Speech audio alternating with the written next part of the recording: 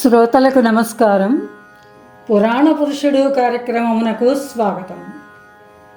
నందగోపుడు సభలో నిలబడి ఇలా అన్నాడు: సాధుజనులారా, పురాణ పురుషుని జననగాథ అభినయించుటలో శిక్షణము పొంది ఉన్నారు కనుక మీరును ఆర్య ధర్మము అవలంబించిన వారే. ఇంతకన్నా వేరుగా ప్రాయశ్చిత్త కాండయు యోగ సాధనము సార్థకములు కాజాలవు. ఈ కారణమున పుణ్యాత్ములైన మీరును నేటి నుండి అస్పృశ్యులు కారు.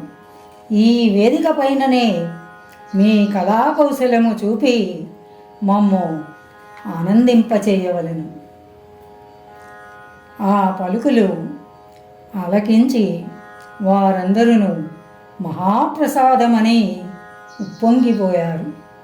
నేపథ్యమున అవ్యక్తముగా దూరమున నుండి గానము వినవచ్చింది. సన్నని నీలి తెర కట్టి దాని వెనుక నేతి కాగడాలు పట్టారు. వానిపై గుగ్గిలము జల్లి భేరిని ముక్తాయించారు. ఆ దృశ్యమును దూరము నుండి చూచుచున్న గోపాలక సామాజికులకు రంగస్థలము ఒక గంధర్వ నగరము వలె కనిపించింది. నీలితెర నీలాకాశము వలె, కాగడ చంద్రబింబము వలె తెరలో నుండి ఈవలకు కనిపించి భ్రమగొల్పింది. నాయకురాలైన నర్తకి రాగమాలపిస్తూ ప్రవేశించింది. ఆమె దేవకి భూమిక ధరించింది. స్త్రీలందరూ ఆశ్చర్యపడి దేవకి వంక చూశారు. నాయకుడు వసుదేవుని పాత్ర ధరించాడు. శతగోపుడు ఓహో అని నందుని వంక చూశారు. కంసుడు వధూవరులైన దేవకీ వసుదేవులను రథముపై గొనివచ్చుట, అశరీరవాణి వినిపించుట, దేవకీ వసుదేవులు కారాబద్ధులగుట, కంసుడు నిర్దయుడై 6 బిడ్డలను చంపుట రసభరితముగా ప్రదర్శింపబడింది. ప్రేక్షకుల కన్నులు అశ్రుపూరితములు అయ్యాయి. దేవకి 7వ గర్భము ధరించెనని వార్త పుట్టుట, వసుదేవుని భార్య రోహిణి ఆ గర్భమును ధరించుట, ఆమెను శతగోపుడు రహస్యముగా నందగోపునింటికి చేర్చుట, నందుని ఇంట బలరాముడు పుట్టుట బట్టబయలుగా ప్రదర్శింపబడింది. తమకు తప్ప మరెవ్వరికి రహస్యములు తెలియవని నమ్మిన నందగోపుడు మొదలగు వారు ప్రదర్శనము చూచి నిశ్చేష్టులయ్యారు. గర్గ మహర్షి ఈ నృత్య రూపకమును రచించి వారిచే అభ్యసింపజేశాడని శతగోపుడు నందుని చెవిలో చెప్పాడు. కృష్ణ జననము, వసుదేవుడు బాలుని కొనివచ్చి నందవ్రజమున దింపిన క్రమము ప్రదర్శించుటతో రూపకము పరిసమాప్తమయ్యింది. ఈ నవల సంపూర్ణము. దీనికి అనుబంధముగా కొన్ని మాటలు చెప్పుకుందాం. ప్రాచీన భారతీయ విజ్ఞానమునకు, బ్రహ్మ విద్యకు ప్రకాశకములు పురాణములు, ఇతిహాసములు. ఇవి వేదకాలమున ప్రారంభ దశ నుండియో అంతకు కొంచెము ముందు కాలము నుండియో రచింపబడ్డాయి. కాలకాలములయందు విజ్ఞానము వర్ధిల్లుచున్న కొలదియు ఇవి పెంచి తిరిగి రాయబడుచున్నాయి. వేదములతో పాటు పెరిగినవి కనుక వేద విజ్ఞానమంతయు వీని యందు సుబోధకముగా ఉంటుంది.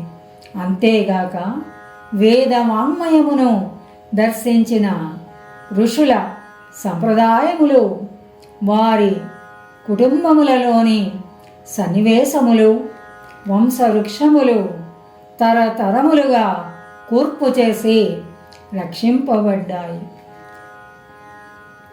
రాజులు ఏర్పడినప్పటి నుండి రాజవంశముల చరిత్రలు కూడా వీరిలో కూర్పు చేయబడ్డాయి. ఎప్పటికప్పుడు రచింపబడుట వలన వీనిలో తప్పులుండుట సాధ్యము కాదు. ఇప్పటికీ 10,000 సంవత్సరములకు వెనుక మిగిలిన జాతుల దేశముల చరిత్రలు లేవు. ఈజిప్ట్, భారతదేశము, చాల్దియా, బాబిలోనియా, క్రేటు, అట్లాంటిస్ దేశములను, వాని నాగరికతలను అంతకన్నా ముందు నుండి ఉన్నాయి. అందు భారతదేశ సంస్కృతి నేటి వరకు ధారావాహికముగా వస్తూ ఉంది. మిగిలినవి నడుమ అంతరించుటయు, వాని నెరుగని నవీన జాతులు పుట్టి నూతనముగా నాగరికత ప్రారంభమవుటయు జరిగింది. కనుక అట్టి దేశముల వారికి ఈ ప్రాచీన విషయములు క్రొత్తగా ఉంటాయి. ఆంగ్లేయులు భారతదేశమునకు వచ్చి వేద పురాణాదులను చూసినప్పుడు కొత్తగా ఉండుటే కాక అసత్యములనియు పండితుల ఊహాకల్పితములనియు కూడా అనిపించాయి వారికి. అజ్ఞాన స్థితిలో అట్లా అనిపించుట సహజం. అతి ప్రాచీన మానవ నాగరికతా గ్రంథములలో ఒకటియు క్రీస్తుకు పూర్వము 1000 సంవత్సరముల నందు పుట్టినది అగు ప్రాత నిబంధన గ్రంథము ఓల్డ్ టెస్ట్మెంట్ను తెల్లవారు మొదటగా చదివినప్పుడు వారికది ఇట్టి అజ్ఞానముతోనే బోధపడింది.